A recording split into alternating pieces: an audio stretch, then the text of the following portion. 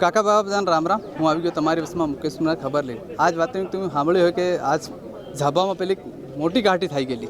ફૂલવાળે અને કાંગ્રેસવાળા આમન સામે એકબીજાને ધક્કા મૂકી બી ચાલતેલી પર વોટો પડી ગયો અને તેની ગણાઈ બી ગઈ. તો એની હાથે કાંગ્રેસની જીત થઈ ગઈ છે અને અમારી હાથે વિક્રાંત ભુરિયો છે તેને પૂછી કે હું કળ થયેલી કેતરી ઘાટી કરવી પડી. बहुत परिश्रम करना पड़ा कि संघर्ष भी करना पड़ा, ऐसा क्यों? देखिए, प्रशासन पर ज़बरदस्त दबाव था और जिस तरह से धांधलियाँ चल रही थी, वोटों में अदला बदली हो रही थी, हमें बिल्कुल भरोसा नहीं था कि प्रशासन निष्पक्ष होकर काम करेगा. और जब बीजेपी का जो उम्मीदवार था उसके बेटे को बिना अनुमति अंदर जाने दिया गया, उसके जेब में पैसों की गड्डी थी, अगर वो गड्डी नहीं होती तो ये अंतर जो 8 वोट से 8 और 6 से 2 वोट से हम जीते हैं ये और बढ़ता. और ये 8 लोग कांग्रेस के थे तो ये कांग्रेस की संगठन क्षमता दिखाता है. और जिस तरह धन बल और प्रशासन के विरुद्ध में लड़कर हम जिला सरकार बनाकर लेकर आए हैं, मैं इस जीत का श्रेय पूरी तरह से अपनी स्वर्गीय बहन कलावती भूरिया को देता हूं. उनकी मान रखने के लिए कार्यकर्ता दिन रात भिड़ गए और आज हर एक कार्यकर्ता जो संघर्ष कर रहा है वो गर्व से उसका सीना फूला हुआ है. और 2023 की सरकार का जो आगाज़ है वो झाबुआ जिले से हो चुका है. लेकिन आप तो नारेबाजी प्रशासन के खिलाफ, पुलिस प्रशासन के खिलाफ भी आक्रोश नजर आए. आप नारेबाजी इसलिए करी क्योंकि गलत कर रहे थे ये, और गलत कर रहे थे और उसको वापस अभी तक जो अंदर गया था वो वापस नहीं आया. अब तो वापस क्या आएगा क्योंकि हार गए, पर उस टाइम जब वोटिंग चल रही थी तब भी वो वापस नहीं आ रहा था. प्रशासन उसका संरक्षण कर रहा था और अपनी गलती को छुपाने में लगा हुआ था. और इस चीज़ का पुरजोर तरीके से मैंने और हमारे कार्यकर्ताओं ने डट कर सामना करा. लेकिन कहीं आपके इसमें शांति राजेश डामोर है, वो भी नाराज चल रही थी इसको लेकर भी, आ रही थी कि कहीं ना कहीं बीजेपी गेम कर लेगी. शांति बहन मेरी बहन है, जैसे कलावती बहन थी. राजेश भाई है, गेंदा भाई बड़े भाई हैं. और जिस तरह से उन्होंने समर्पण भाव संगठन के प्रति दिखाया है ये अपने आप में तारीफ़ काबिल है. और इसने दिखाया है कि बीजेपी कितनी भी फूट डालने की कोशिश करें पर आखिरी में कांग्रेस रहता है. और पूरी ताकत से जनता के लिए हम लड़ेंगे और आगे भी लड़ते रहेंगे.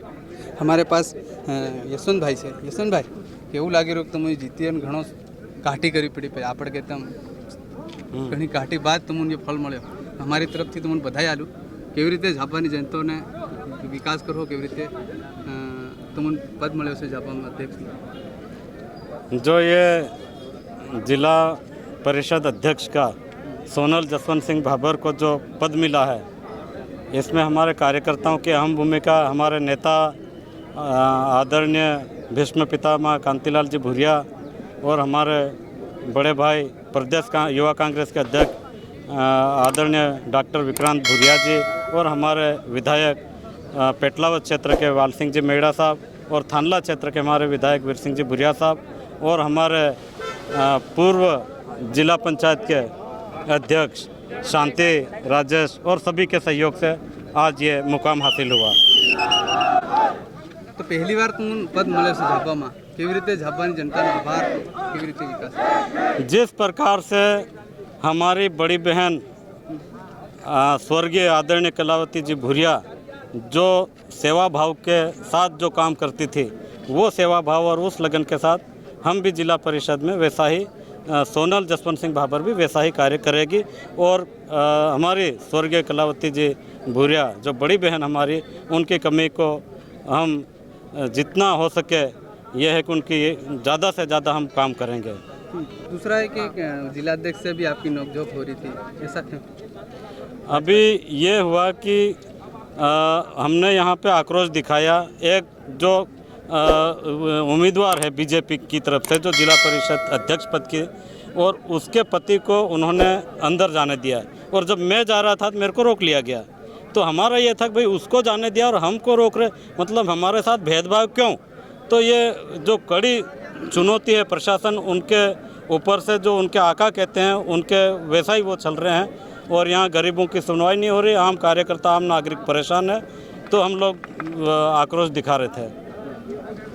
तो एवी रीतनी बात सामड़ी तुम्हें कि आज कांग्रेस पार्टी वरहूती इन्हीं सीट पर कायम करे और फिर भी आज कायम रह्यो અને कि कांग्रेस पार्टी अध्यक्ष रहे. आज भी તે સ્થિતિ સાફ થઈ ગઈ. ભલે ફૂલવાળી ટીમે અને ફૂલવાળી પાર્ટી ઘણી મહેનત કરેલી કે તેઓ ફળ તેઓ નહીં મળી શક્યો. કોશિશ ઘણી કરેલી એમ એકબીજા કે ભાઈ जेएसनो बीजेपी में आ जाए मालू अकमाल भी में आ जाए लेकिन त्यूनी वोटियो त्यूना पक्ष मांगी कांग्रेस ने समर्थन मांगी एतरे कोई कांग्रेस ની મજબૂતી સ્થિતિ झाबाમાં कब्जो થઈ ગયો भले जनपद अध्यक्ष पर बीजेपी ने 4 जगह कब्जा पर से 2 जगह कांग्रेस से लेकिन खास जो मुख्य जो झाबाમાં खास कब्जो होतो त्यो कांग्रेसનો बरकरार છે તો એવી રીતની તમારી વસમાં ફેર હું એવી રીતની ખબર લઈને આવતો રહ્યો કાકા બાબદાન રામ રામ। सर बड़ी जीत दर्ज की है एक थाना क्षेत्र से ही पूर्व जिलाध्यक्ष रहे थे और इस बार भी थाना ने बहुत अच्छा प्रदर्शन किया है 6-8 का अंतराल है कैसे देखते हैं? निश्चित रूप से तय था जब परिणाम आए थे प्रतिनिधियों के 6 आप लोग लिख रहे थे भाजपा के 6 लिख रहे थे कांग्रेस के 1 जयेश का और 1 निर्दलीय लिख रहे थे आप लेकिन निश्चित रूप से निर्दलीय भी और जयेश भी कांग्रेस के ही साथ थी और 8 का जो रेशो था हमारा वो आज साबित करके हमने दिखाया है। पिछले 25 सालों से जिला परिषद में कांग्रेस कायम रही है काबिज रही है इस बार उसी परंपरागत सीट को कायम रखी गई है। जनता ने विश्वास दिया है जनता ने विश्वास कांग्रेस पर किया है। कांग्रेस पार्टी चूँकि इस क्षेत्र का पूरा विकास हमेशा करती आई है गांव-गांव में सड़कें हैं मकान हैं नालियां हैं गांव के सभी विकास कार्यों को कांग्रेस हमेशा निष्पक्षता से करती आई है इसलिए कांग्रेस को आज ये मैंडेट मिला है और मैं सभी विजयी प्रत्याशियों को और जो नवनिर्वाचित अध्यक्ष सोनल जी हैं उनको सभी को जिला कांग्रेस कमेटी की ओर से हार्दिक बधाई और शुभकामनाएं। बीजेपी ने प्रोटोकॉल का खंडन किया है प्रोटोकॉल तोड़ते हुए वो अंदर गए हैं आरोप भी लगा है कांग्रेस ने क्या स्थिति है? निश्चित रूप से ये चुनाव जिला प्रशासन का पक्षपातपूर्ण रवैया रहा है। जब ऐसा कोई प्रोविज़न था तो सभी को पहले सर्कुलेट करना चाहिए था उन्हें लेकिन ऐसा कोई सर्कुलेशन नहीं किया और जहाँ तक मुझे मालूम है चुनाव की तैयारियों में चुनाव प्रशासन ने पहले कल या परसों ये स्टडी करवाई है एक समिति बना करके कि जो उम्मीदवार जनप्रतिनिधि जीते हैं वो साक्षर कितने हैं असाक्षर कितने हैं सभी साक्षर पाए गए थे। उसके बाद ये तय हो गया था कि अगर सभी उम्मीदवार साक्षर है तो कभी भी उनके प्रतिनिधि को नहीं बुलाया जा सकता। भाजपा की कल भी धक्का मुक्की हुई थी जिला अध्यक्ष ने वीर सिंह जी के साथ में धक्का उनका काम ही है उनका काम चुनाव को कैसे भी प्रशासन पर दबाव बना के जीतना। कल भी अगर हम मेघनगर में जागरूक कांग्रेस नहीं होती तो वहाँ भी फर्जी वोट करवाने की तैयारी थी यहाँ भी उसको भेज दिया था। अगर हम लोग जागरूक नहीं होते तो प्रशासन जागता नहीं नींद सो जाता। इसलिए कांग्रेस हमेशा जागरूक रही है जनता के लिए जागरूक रही और जागरूक रहेगी आगे भी।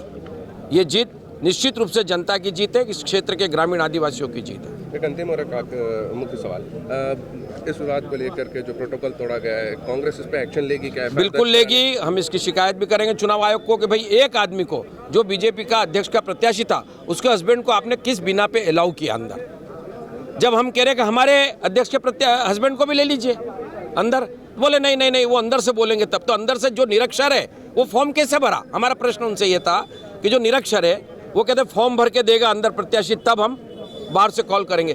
भैया फॉर्म कैसे भरा। और तहसीलदार जब अजय राठौर यहाँ आए भी तो हमने कहा भाई ये क्या चल रहा है आपका तो वो क्या बोलते हैं बस उसने फॉर्म भरने बुलाया था उसको हम बाहर कर रहे हैं। हमने कहा तत्काल बाहर निकालो आप अभी अगर काम हो गया तो। उसके बाद भी लास्ट दम तक उसको बाहर नहीं निकाला इन्होंने। इससे पक्षपात साफ जाहिर होता है झलकता है।